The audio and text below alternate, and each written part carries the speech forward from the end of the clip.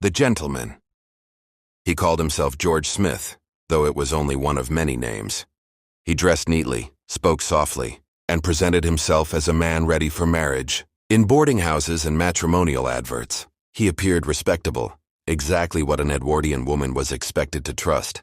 No one knew he had already married many times. The first bride, Bessie Mundy, believed she had found security.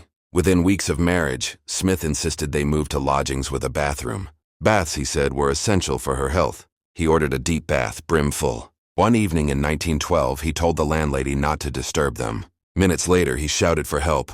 Bessie was found slumped in the tub, her head underwater. The doctor ruled it a tragic accident. She was buried quietly. Smith collected her insurance money and disappeared. The same thing happened again. Alice Burnham, then Margaret Lofty. Each time, a hurried marriage. Insurance policies taken out. Lodgings chosen for their baths. A husband who insisted on privacy. A wife found drowned in a tub too small to drown in. Doctors noted no injuries. Police saw no struggle. Respectability closed the case. What no one understood until later was how little force was needed. Experts would eventually demonstrate it in court. A sudden upward jerk of the legs caused instant panic and disorientation. The body slid under the water. The victim inhaled water before she could cry out. There were no bruises, no marks, just a quiet death. Smith grew careless. Surviving wives came forward. Insurance companies noticed repeated claims. Scotland Yard began comparing deaths. 3 women, 3 marriages, 3 baths. Too similar to ignore. At the Old Bailey in 1915, the courtroom was silent as experts demonstrated how a woman could be drowned without violence. For the first time, English law allowed evidence of similar crimes to prove intent. Smith sat calmly. He showed no emotion. The jury took 20 minutes. George Joseph Smith was hanged at Maidstone Prison on 13th of August 1915. He never confessed. He never explained how many there truly were. Why it still chills? Because it wasn't rage. It wasn't passion. It was planning. A man who learned how little trust, how little water, and how little time it took to kill. And he looked exactly like someone you would have let into your home. Thomas Neal Cream learned early that authority protects cruelty. Born in 1850, he trained as a doctor at a time when medicine was still feared as much as it was respected. Doctors were obeyed. Their bottles were trusted. Their words were rarely questioned. Cream was intelligent but cold. He showed little empathy even as a student. To him, patients were not people. They were cases. The first realization. Somewhere along the way, Cream discovered something important. A doctor could kill quietly. Poisons like strychnine were legal, easy to obtain, and difficult to trace. Symptoms could be blamed on illness. If a poor woman died in pain, Victorian society did not look too closely. And so he began to experiment. Early murders. In the 1880s, in North America, women began to die violently after seeing Cream. They complained of cramps, then convulsions, then suffocation. Cream often stayed with them as they died, sometimes even arguing with other doctors, insisting on the wrong treatments. He liked to control the moment, to decide how long it lasted. When suspicion grew, he fled. Prison didn't stop him. Cream was imprisoned in the United States for 1 murder. But even behind bars, he continued to manipulate, writing letters, boasting, blaming others. When he was released, he did not reform. He came to London, Lambeth. Lambeth in the 1890s was crowded, poor, and anonymous. Here, Cream found his ideal victims. Women already dismissed by society, prostitutes, servants, the sick. He would approach them gently. He would offer help. He would give medicine. Then he would watch. Some victims screamed. Some thrashed. Some begged him to make it stop. He never did. The letters. What made Cream different, what doomed him, was his arrogance. He began writing anonymous letters to police and private citizens, accusing innocent men of the murders. Then he demanded money to stop naming them. He wanted to be involved. He wanted recognition. He wanted power even after the deaths. The net tightens. Police noticed the pattern. Strychnine poisoning. Same neighborhood. Same doctor appearing again and again. They traced the letters. They searched his rooms. They found poison. Trial.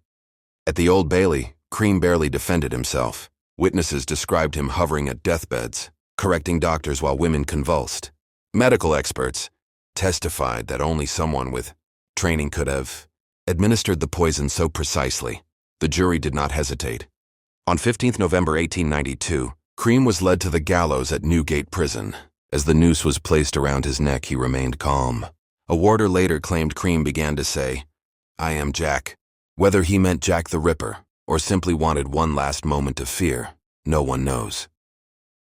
John George Hay, the acid bath murderer. There are killers who hide in the shadows, and there are killers who believe the law itself has a blind spot. In wartime Britain, a country already numbed by death, rationing, and loss, John George Hay believed he had discovered the perfect crime, not because he could kill, but because he believed he could erase. Hay was not a monster in appearance. He was articulate, well-dressed, polite.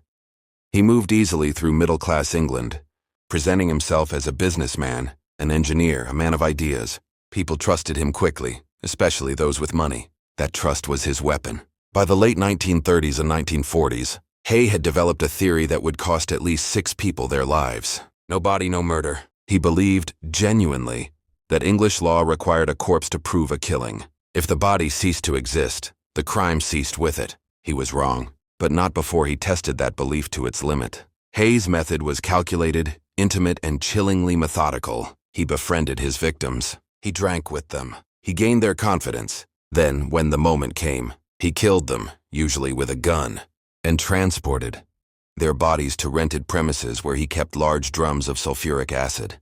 There he dissolved them. Flesh, organs, bone, reduced to sludge, poured away without ceremony. He kept personal items, jewelry, documents, teeth. He sold property, forged signatures, cashed checks. He lived off the dead. One of his key murder sites was in Crawley, then a quiet, unremarkable place, the perfect cover. Another was in Kensington, close enough to wealth to hunt, anonymous enough to vanish into. This was not a man driven by rage. This was a man driven by theory.